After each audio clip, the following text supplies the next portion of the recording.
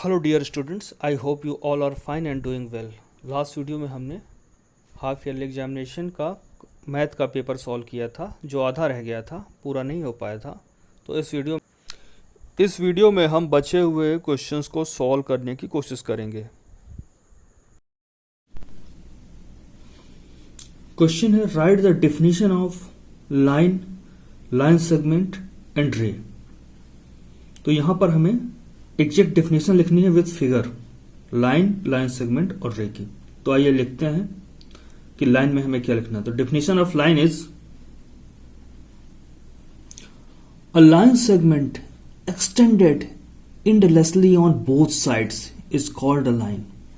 किसी line segment को आप दोनों ही डायरेक्शन में एंडलेसली, मतलब कहीं खत्म ही ना हो, दोनों डायरेक्शन में इंडेफिनेटली अगर एक्सटेंड किया जाए तो वो लाइन कहलाता है।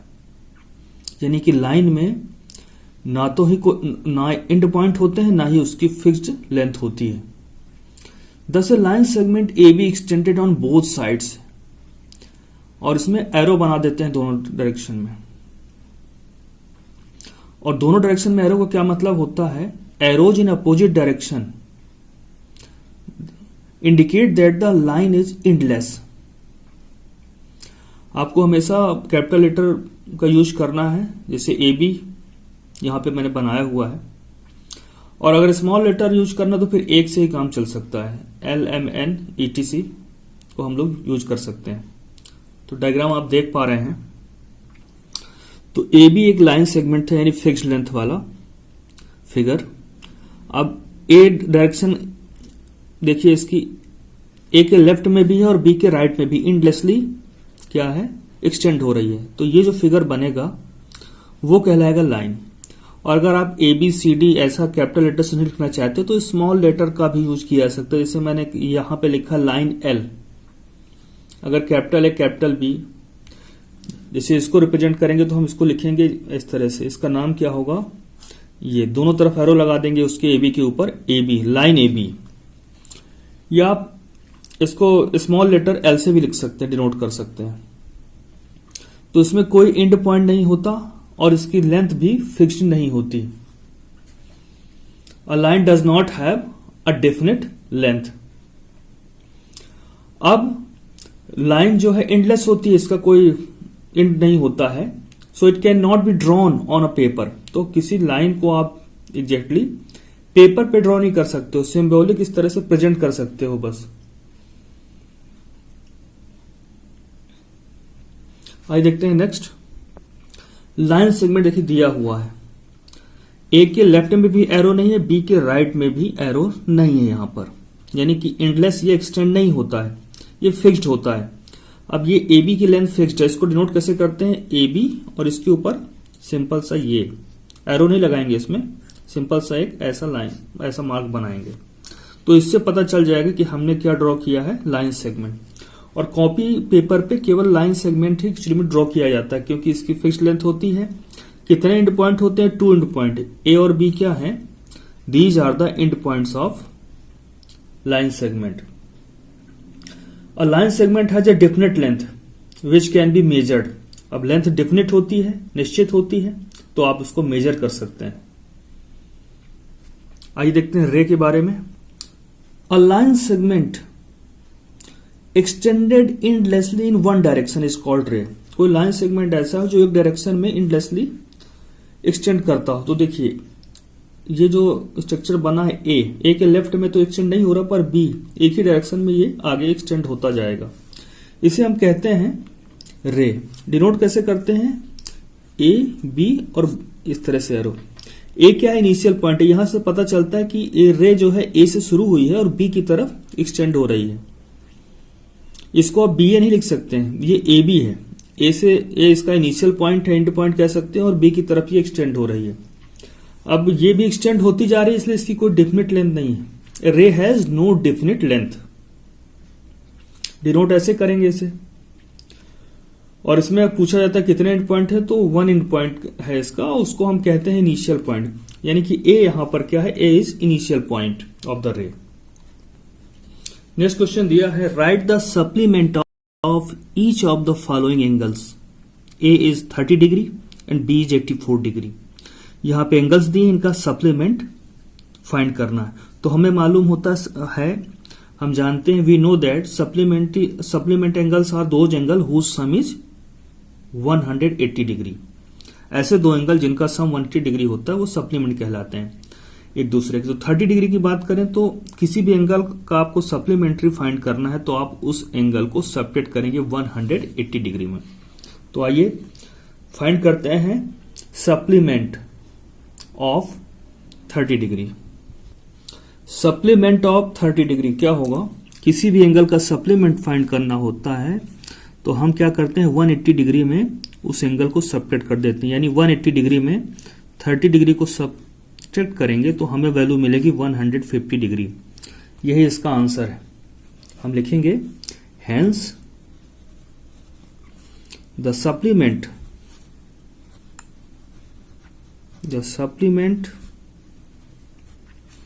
Of 30 degree is 150 degree.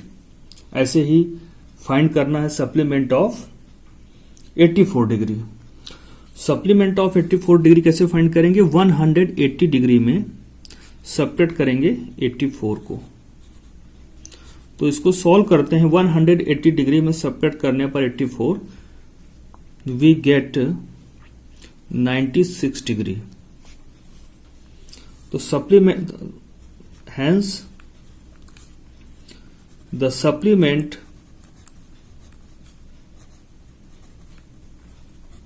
Of 84 degree is 96 degree. तो जब भी आपसे किसी एंगल का सप्लीमेंट पूछा जाएगा आप उस एंगल को 180 डिग्री से सब्ट्रैक्ट कर देंगे और जो वैल्यू मिलेगी वही उस एंगल का सप्लीमेंट होगा। आइए देखते हैं next question. Arrange the following numbers in descending orders. तो डिसेंडिंग ऑर्डर का मतलब क्या होता है? Greatest to smallest. सबसे पहले वहां ग्रेटेस्ट नंबर लिखा जाएगा, उसके बाद उससे छोटा और लास्ट में आएगा हमारा स्मॉलेस्ट। तो ए में देखिए लिखा हुआ है, यहां पे 4 नंबर्स दिए हुए हैं। तो पहला जो नंबर देख रहे हैं हम 8 डिजिट का है, दूसरा 7 डिजिट का, तीसरा 9 डिजिट का और चौथा 7 डिजिट का। तो जिस नंबर में जितनी ज्यादा डिजिट्स होती हैं वो नंबर उतना ग्रेट होता है। A number having more digit is always greater than number having less digit. ठीक है, तो हम यहां पे देख रहे हैं ए में जो थर्ड नंबर है वो 9 डिजिट का है, यानी कि ग्रेटेस्ट नंबर यही होगा। तो पहले हम क्या लिखेंगे? इसी को लिखेंगे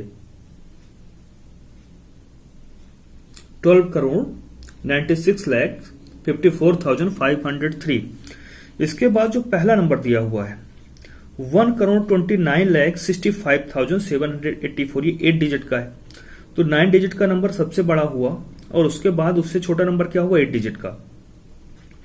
अब इसके बाद जो 2 नंबर हैं वो दोनों ही 7 डिजिट के हैं। तो यहां पर 30 लाख दिया हुआ है और दूसरा क्या है? 27 लाख वाला नंबर है। तो अगर 2 नंबर्स में डिजिट सेम है तो हम कैसे कंपैरिजन करते हैं? नंबर के जो हाईएस्ट प्लेस वैल्यू वाला जो प्लेस है, जिसकी प्लेस वैल्यू सबसे ज्यादा है, वहां पर जो डिजिट है उसके ऊपर डिपेंड करता है। यहां पर 10 लाख प्लेस पे 3 है और वहां पर 10 लाख प्लेस पे 2 है, यानी कि 10 लाख प्लेस पे जहां पे 3 है उसकी वैल्यू ज्यादा होगी। इसलिए इसके बाद हम लिखेंगे 30,76,897 और लास्ट में आएगा 27,89,988। इस तरह से ए में दिए हुए नंबर को हमने डिसेंडिंग ऑर्डर में अरेंज कर लिया है। आइए इसका बी देखते हैं। तो बी में भी हमारे पास 4 नंबर्स दिए हैं। तो पहला जो नंबर है वो 9 डिजिट का है और बाकी 3 8 डिजिट के नंबर्स हैं। तो हमें मालूम है कि जिस नंबर में ज्यादा डिजिट है वो ग्रेटर होगा। तो यहां पर सबसे पहले आएगा ग्रेटेस्ट नंबर कौन सा होगा हमारा? 24,53,68,009। उसके बाद बाकी 3 नंबर्स क्या हैं? 8 डिजिट के हैं। तो हम देखेंगे हाईएस्ट प्लेस वैल्यू पे डिजिट कौन सी है। तो हम थर्ड पे देख पा रहे हैं कि यहां पर 9 दिया हुआ है, करोड़ प्लेस पे 9 है। उसके तो ये वाला नंबर आएगा, ग्रेटर होगा। उससे छोटा नंबर कौन सा होगा? सेकेंड नंबर में करोड़ प्लेस पे 4 है और फोर्थ नंबर पे करोड़ प्लेस पे 5 है। इन दोनों में 5 वाला नंबर बड़ा होगा, यानी थर्ड प्लेस पे आएगा 53 करोड़ 79 लाख 100। 53 करोड़ 79 लाख, देखिए वंस, टेंस, 100, 1000, 10,000, लाख, 10 लाख, करोड़। तो 5 करोड़ 37 लाख 91,325 और लास्ट में आएगा 4 करोड़ 56 लाख 39,918। इस तरह से हमने दिए हुए नंबर को डिसेंडिंग ऑर्डर में अरेंज कर लिया है। आइए देखते हैं नेक्स्ट क्वेश्चन।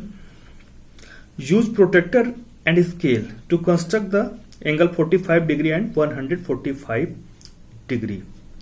तो हमें 45 डिग्री का एंगल बनाना है और इसके अलावा हमें बनाना है 125 डिग्री का एंगल। तो आइए कंस्ट्रक्ट करते हैं।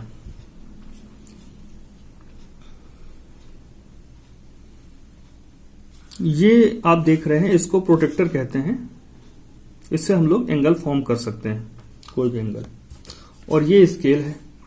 तो with the help of this protractor and this scale we have to construct angle of 45 degree and 125 degree. So let's construct 45 degree first. तो इसके लिए क्या करेंगे, सिंपल सी एक लाइन खींच लेते हैं। With the help of pencil we will draw a simple line.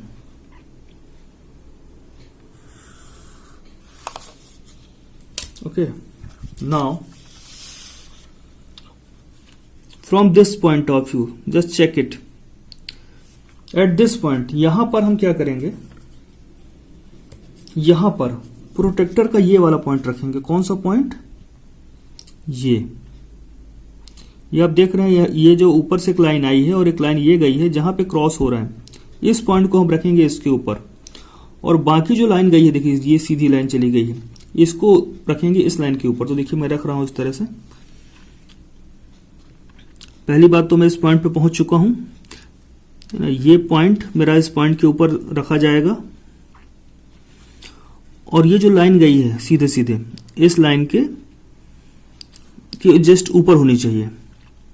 अब 45 डिग्री हमें रीड करना है। तो देखिए 10, 20, 30, 40, ये वाली लाइन 45 होगी। ठीक है, अंदर वाला एंगल लेंगे। जब हम इधर ड्रॉ करते हैं तो ये वाला नीचे वाला देखते हैं, ये वाला। और जब इस पॉइंट से करते हैं तो ऊपर वाला। तो यहां से मैं कर रहा हूं तो 10, 20, 30, 40 और 40 और 50 के बीच में 45 होगा। देखिए ये लाइन मेंशन है।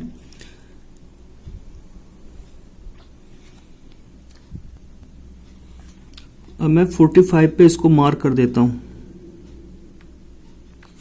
तो ये पॉइंट मिल गया। अब इन दोनों पॉइंट को हम ज्वाइन करेंगे, ये पॉइंट और ये पॉइंट जो हमने ड्रॉ किया था। ये दोनों ही पॉइंट एक ही लाइन में होने चाहिए। तो देखो इनको दोनों पॉइंट को लेते हुए हम एक लाइन खींचेंगे। ये रे एक्चुअली में एक एंगल दो रे से मिलकर बनता है। अब ये जो पॉइंट है इसका नाम आप कुछ भी रख दीजिए, जैसे मैंने ओ रख दिया है। ये रे जो जा रही है, ये एंड को हमने ए नाम दे दिया, इसका नाम बी दे दिया है। और ये इसकी वैल्यू क्या है 45 डिग्री। तो हम लिखेंगे एंगल ए, वर्टेक्स हमेशा बीच में रहेगा। आप इसको एओबी कह सकते हैं या बीओए, लेकिन वर्टेक्स हमेशा एंगल का नाम रखेंगे तो बीच में रखते हैं। तो एओबी इक्वल टू 45 डिग्री। इस तरह से हमने 45 डिग्री को कंस्ट्रक्ट कर लिया है। अब आइए कंस्ट्रक्ट करेंगे 125 डिग्री का एंगल। तो 145 डिग्री एंगल के लिए भी हम क्या करेंगे, एक लाइन, सीधी लाइन ड्रॉ करेंगे, या मैं कहूं कि रे ड्रॉ करेंगे। देखिएगा यहां पर ये मैंने एक रे ड्रॉ कर ली है। ये इसका एंड पॉइंट है, ये ओ है, और इधर ये एंडलेसली, चलिए इसका नाम मैं क्यू रख देता हूं, जो रखना हो क्यू, और ये आर। अब देखिए 125 का डिग्री का एंगल बनाना है। अभी मैंने स्केल का यूज किया था, अब हम प्रोटेक्टर का यूज करेंगे 125। तो इसका ये वाला हिस्सा जो है, ये जो पॉइंट है, इस पॉइंट पे रखा जाएगा। और ये जो लाइन सीधी चली जा रही है वो इस लाइन के ऊपर होगी। तो इसी तरह सेट कर लेते हैं। पहले इस पॉइंट को इसके ऊपर कोइंसाइड करता हूं मैं, और उसके बाद इस लाइन के ऊपर ये लाइन हम रखते हैं 125 डिग्री। तो देखिए इसी अंदर वाले को 30, 40, 50, 60, 70, 80, 90, 10, 110, 20, 125 कहां पे आएगा? Between 130 and 120। ये देखिए लाइन बनी हुई है 5 की, तो ये 125 पे यहां मार्क कर लेते हैं।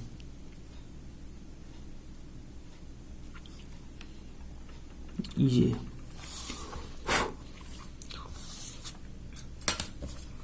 अब ये पॉइंट मिल चुका है और ये इन दोनों पॉइंट को हम सीधे ज्वाइन कर लेंगे।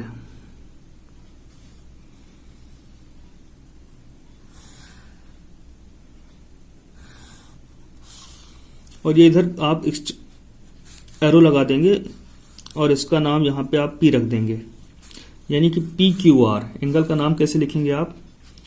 और इसकी वैल्यू क्या है? 125 डिग्री। इसको आप यहां मेंशन कर देंगे। इसका नाम इस तरह से लिखेंगे। एंगल का सिंबल ये होता है और PQR इक्वल टू 125 डिग्री। इस तरह से हमने 125 डिग्री एंगल को कंस्ट्रक्ट कर लिया with the help of protractor and scale. Next question दिया है, by how much is 64,37,858 less than 70,16,418। देखिए एक सिंपल सा एग्जांपल लेके देखते हैं। अगर मैं आपसे कहता हूं how much is 8 less than 10, 8 10 से कितना कम है? How much is 8 less than 10। तो हम क्या करेंगे? 10 में सब्ट्रैक्ट करेंगे 8 को, तो 2 आ जाएगा। यानी कि 8 10 से कितना कम है, कितना लेस है? 2। ऐसे यहां पे भी दिया है कि bye how much is 64,37,858 is less than 70,16,418। यहां पे भी हमको सब्ट्रैक्शन करना है। ग्रेटर नंबर में स्मॉलर नंबर को सब्ट्रैक्ट कर देंगे, जो वैल्यू आएगी उतना ही वो उससे लेस है। तो आइए सॉल्व करते हैं इसे भी। यहां लिखेंगे the required number is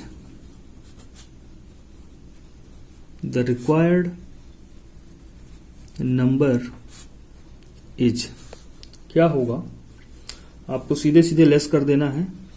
70,16,418 minus 64,37,858।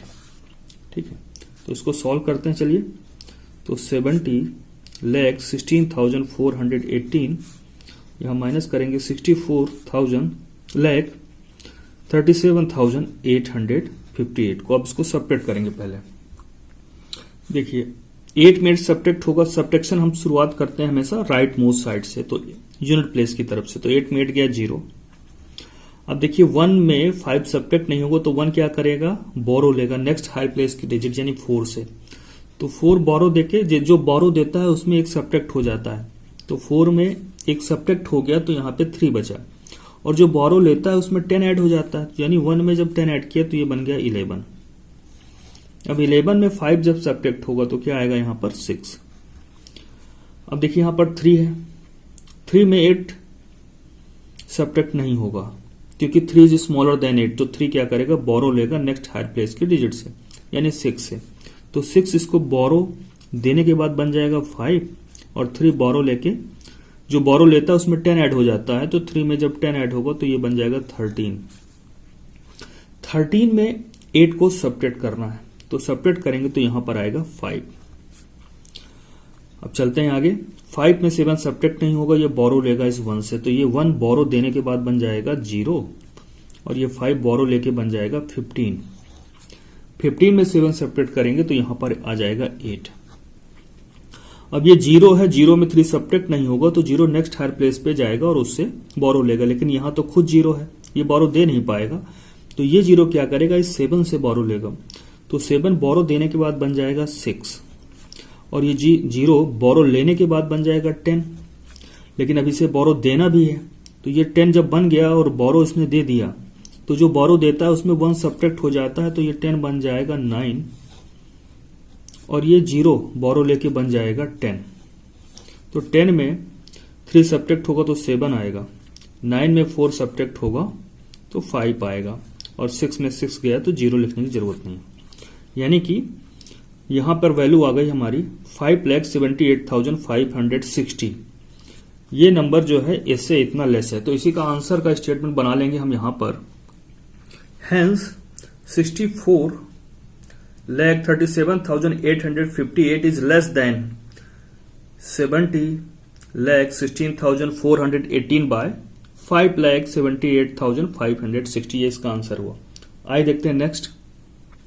Find the LCM of 20, 30 and 40 using short division method. तो सॉर्ट डिवीजन मेथड में प्राइम फैक्टराइजेशन करते हैं और तीनों को एक साथ करते हैं। तो आइए देखिए सॉल्व कैसे करना है इसे। तो देखिए जिनका जिनका हमें एलसीएम फाइंड करना है उनको एक साथ अरेंज कर लेते हैं, 20, 30, 40। और अब वो प्राइम नंबर ढूंढते हैं जिनसे ये तीनों डिविजिबल हैं। तो तीनों ही किससे डिविजिबल हैं? 2 से, क्योंकि हमें पता है जिन भी नंबर्स की यूनिट प्लेस में या यूनिट डिजिट 0, 2, 4, 6, 8 होती है वो 2 से डिविजिबल होते हैं। तो 2 से डिविजिबल है ये। 20 को 2 से डिवाइड करेंगे तो 10 आएगा, 30 को डिवाइड करने पे 15 आएगा, और 40 को डिवाइड करने पे 20 आएगा। अब यहां हम देख पा रहे हैं 10 और 20 दोनों 2 से डिविजिबल हैं, 15 नहीं है। तो पहले उसको डिवाइड करते हैं उस नंबर से जिससे ज्यादा से ज्यादा नंबर डिविजिबल हो। तो यहां पर 2 से डिवाइड करेंगे 10 को, तो यहां पर आएगा, स्मॉलेस्ट नंबर लेके चलते हैं जो भी पॉसिबल हो उस समय। तो यहां 5 आ गया, 15 तो डिविजिबल है नहीं, और यहां 10 आ गया। नेक्स्ट क्या होगा कि अभी भी कोई 2 से डिविजिबल है, तो 10 जो है 2 से डिविजिबल है, तो 2 से हम इस 10 को डिवाइड करेंगे। 5 डिविजिबल है नहीं, 15 है नहीं, लेकिन ये 10 जो है डिविजिबल है, तो यह 5 आ गया। अब ये तीनों ही 5 से डिविजिबल नहीं, क्योंकि इनके यूनिट प्लेस में 0, 2, 4, 6, 8 नहीं है। तो क्या 3 से कोई डिविजिबल है? तो हाँ, 15 है। 15 3 से डिविजिबल है, तो 15 को ही पहले डिवाइड कर लेते हैं। 5 तो 3 से डिविजिबल है नहीं। जब 15 को 3 से डिवाइड करते हैं तो यहां पर आता है 5, और ये भी 5 है, क्योंकि 5 3 से डिविजिबल है नहीं। अब यहां पे 3 5 है, ये तीनों ही किससे डिविजिबल हो जाएंगे? 5 से। 5 बन जाए 5, 5 बन जाए 5। अब देखिए यहां पे जो नंबर देख रहे हैं इनका प्रोडक्ट ही कहलाएगा एलसीएम। तो हम लिखेंगे देयरफॉर एलसीएम इक्वल टू, यहां पर कितने 2 दिए हैं, 2 इंटू 2, 3 इंटू 5। इसको सॉल्व करेंगे तो एलसीएम की वैल्यू क्या आ जाएगी? प्रोडक्ट की वैल्यू 120, यानी कि एलसीएम ऑफ 20, 30 एंड 40 इज 120। ये क्वेश्चन भी कंप्लीट होता है। आइए देखते हैं नेक्स्ट। नेक्स्ट क्वेश्चन दिया है the cost of 1 pencil is ₹3 and 11/20। What is the cost of 15 such pencils. तो हमें मालूम है अगर एक के बारे में दिया हो और ज्यादा के बारे में पूछा जाए तो मल्टीप्लाई करते हैं, फाइंड करना है। तो 15 इंटू कॉस्ट ऑफ 1 पेंसिल करेंगे। तो देखिए लिखना कैसे है, आइए देख लेते हैं। Cost of 1 pencil equal to ₹3 and 11/20। तो कॉस्ट ऑफ 15 सच पेंसिल्स क्या होगा? आप इस नंबर पे जो भी दिया हुआ है, एक पेंसिल का कॉस्ट इतना है, इसमें 15 का मल्टीप्लाई करेंगे तो 15 पेंसिल का कॉस्ट आ जाएगा। ये रुपीज में है तो ये वैल्यू रुपीज में आएगी। अब देखिए करना क्या है, पहले तो आपको इसको मिक्स्ड को चेंज करना है इम्प्रॉपर में। तो 23 जा 60 और 60 + 1 मिक्स्ड से कैसे इम्प्रॉपर में कन्वर्ट करते हैं, इनका मल्टीप्लाई होता है, 60 आएगा, और जो ऊपर नंबर होता है उसको ऐड कर देते हैं। तो 60 में जब हमने ऐड किया 11 को तो ये बन गया 71/20, और ये मल्टीप्लाइड बाय 15 तो दिया ही है।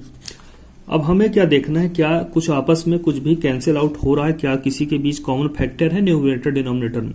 तो 15 और 20 दोनों ही 5 से डिविजिबल है, तो इसको कैंसिल कर देना। 5 3 जा 15, 5 4 जा 20।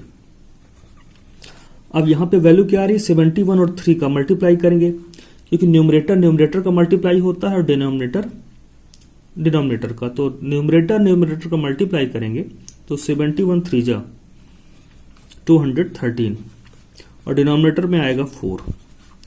अब ये क्या है, इम्प्रॉपर फ्रैक्शन। इम्प्रॉपर मतलब numerator is greater than denominator, तो इसको मिक्स में चेंज करेंगे।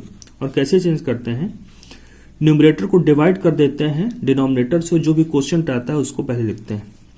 तो क्वोशिएंट यहां पे आने वाला है 53,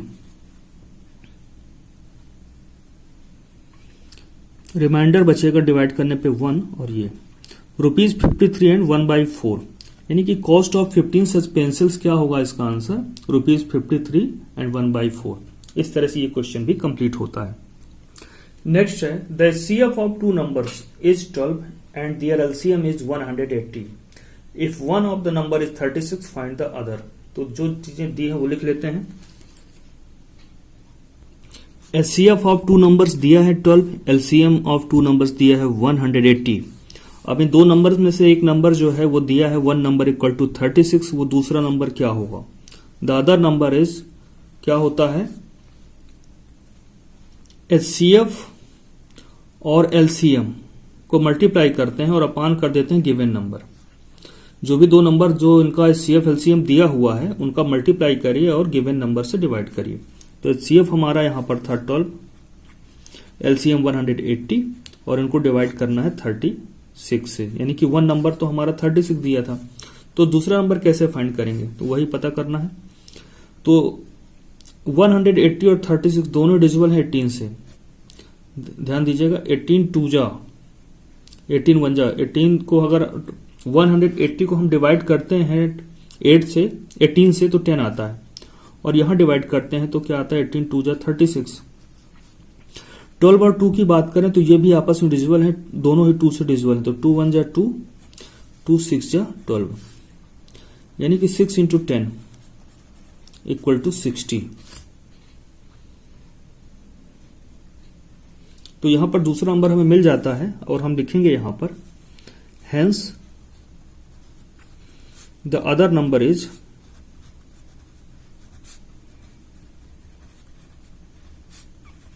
60, यानी कि एक नंबर 36 था दूसरा 60 रहा होगा, तभी उनका HCF 12 आया है और LCM 180। तो हमें पूछा गया था दूसरा नंबर क्या है, तो वो 60 है। आइए नेक्स्ट देखते हैं। Add the following sums. A में दिया है 3 4/7 प्लस 5 3/7, और बी में दिया है 1 5/12, 2 4/9, 3 1/6। तो आइए ऐड करते हैं। ऐड करना है मतलब प्लस करना है, सभी का सम करना है।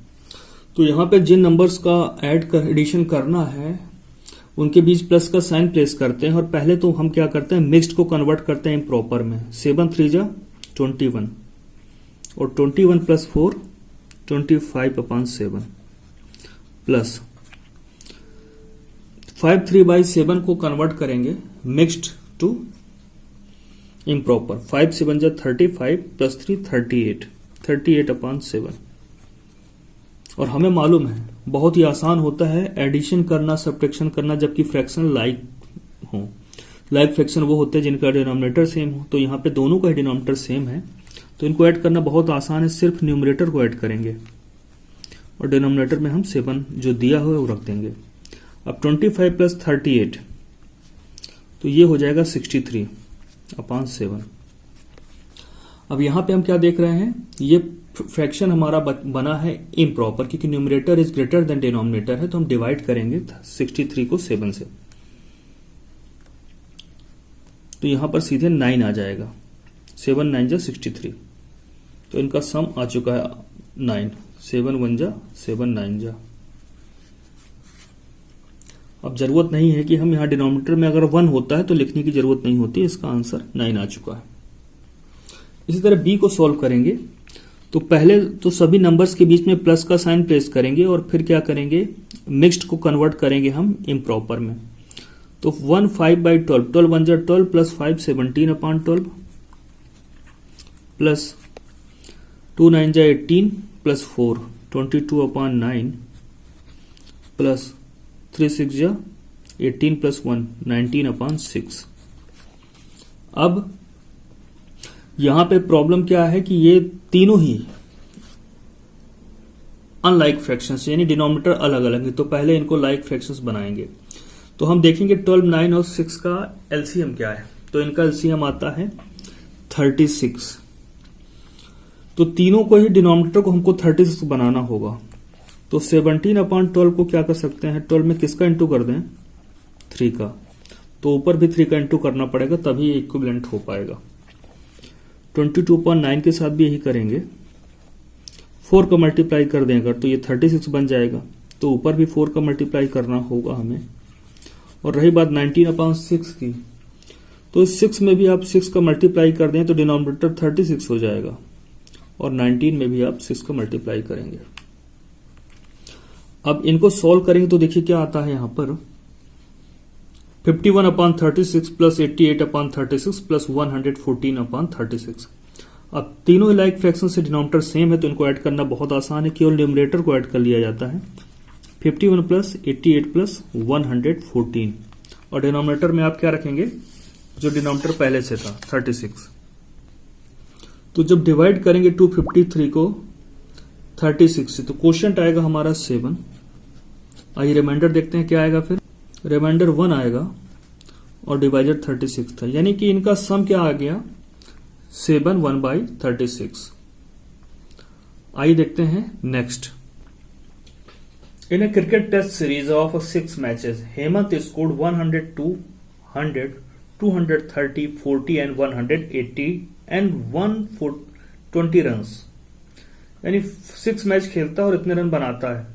फाइंड हिज एवरेज स्कोर पर मैचेस। तो देखिए टोटल स्कोर कितना उसने बनाया वो करना है, कितने मैचेस खेले, और डिवाइड कर देंगे तो एवरेज निकल आएगा। तो आइए सॉल्व करते हैं इसे भी। तो सॉल्व कैसे करेंगे, सम ऑफ स्कोर्स, टोटल स्कोर कितना हुआ सभी को ऐड कर लेंगे। तो 772 रन्स उसने टोटल बनाए। कितने मैच खेले, 1 2 3 4 5 6 मैच खेले। तो एवरेज स्कोर पर मैच क्या होता है, टोटल स्कोर उसने जो भी किया है divided by number of matches. तो 772/6। तो देखिए दोनों 2 से डिविजिबल हैं, 2 3 जा और 2 386, यानी वैल्यू क्या आ गई 386/3। अब इसको भी डिवाइड करेंगे, ये मिक्स्ड फ्रैक्शन है, मैं इसको कन्वर्ट कर लेंगे। तो देखिए क्या वैल्यू आएगी, यहां डिवाइड करने पर यहां पर आता है 128 2/3 रन्स पर मैच। तो यही हम लिख लेंगे इसका आंसर का स्टेटमेंट बनाते हुए, हेंस हेमंत स्कोर्ड 128 2/3 रन्स पर मैच। आइए हाफ ईयरली एग्जामिनेशन पेपर जो मैथ का था इसका आखिरी क्वेश्चन देखते हैं। The product of 2 fractions is 9 3/5 if one of the fraction is 9 1/7 find the other। 2 fraction का प्रोडक्ट दिया है, उनमें से 1 फ्रैक्शन दिया है, दूसरा फाइंड करना बहुत ही आसान होता है। चलिए कैसे सॉल्व करना है देख लेते हैं। प्रोडक्ट ऑफ 2 फ्रैक्शंस दिया है 9 3/5, 1 फ्रैक्शन है 9 1/7, अदर फ्रैक्शन क्या होगा। तो प्रोडक्ट कितना है 9 3/5 में, प्रोडक्ट में आप 1 फ्रैक्शन को डिवाइड कर देंगे, तो जो वैल्यू आएगी वो होगी अदर फ्रैक्शन। अब देखिए ये मिक्स फ्रैक्शन में दिया हुआ, इसको कन्वर्ट करेंगे प्रॉपर में। 9 5 जा 45 प्लस 3 48/5। डिवाइड का साइन मल्टीप्लाई में चेंज हो जाएगा, या अभी डिवाइड ही रहने दीजिए। 9 से बन जा 63 प्लस 1 64/7। अब कैसे सॉल्व करते हैं, 48/5 ही रहेगा और ये डिवाइड का साइन मल्टीप्लाई में कन्वर्ट हो जाएगा और इसका रेसिप्रोकल हो जाएगा। जो हमारा डिवाइजर है फ्रैक्शन में उसका रेसिप्रोकल हो जाता है, यानी 7/64। अब 48 और 64 में देखेंगे कॉमन फैक्टर क्या है, 16 से दोनों डिविजिबल, तो डिवाइड कर देते हैं 48 को। 16 3 जा 48, 16 4 जा 64। अब यहां पे क्या आता है, 7 3 जा 21, 5 4 जा 20। यहां पर क्या वैल्यू आ रहा है, ये इम्प्रॉपर नंबर आ रहा है, इम्प्रॉपर फ्रैक्शन आ रहा है, तो इसको मिक्सिंग में चेंज करेंगे। तो 21 को 21 को डिवाइड करेंगे 20 से, तो यहां पर जो क्वोशंट आएगा वो होगा 1, रिमाइंडर भी 1 और डिवाइजर 20, यानी इसकी जो वैल्यू आने वाली है वो क्या है 1/20। ये इसका आंसर है। तो हम लिखेंगे द अदर फ्रैक्शन इज 1/20। इस तरह से हमने हाफ ईयरली मैथमेटिक्स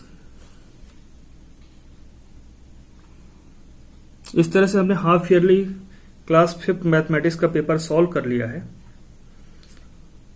और आगे भी आपको इसी तरह के क्वेश्चन पेपर सॉल्व करने को मिलेंगे, जिससे आप ज्यादा से ज्यादा प्रैक्टिस कर पाएंगे और एग्जाम की प्रिपरेशन कर पाएंगे।